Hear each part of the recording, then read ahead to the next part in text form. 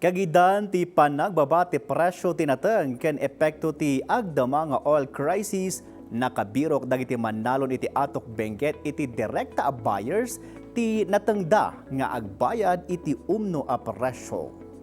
Inisyatibo daytoy ti Maysa Ayang and Indigenous Farmer ani Councilor Kelly Den Tomas anang yamamu iti Farmer-Centered Rescue Buy Model.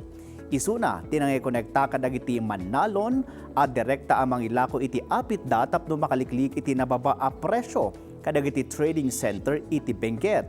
May sa korporasyon ijay Malabon City, Metro Manila ti nagbalin a rescue buyer dagiti nateng manipod iti nagduduma a barangay iti atok.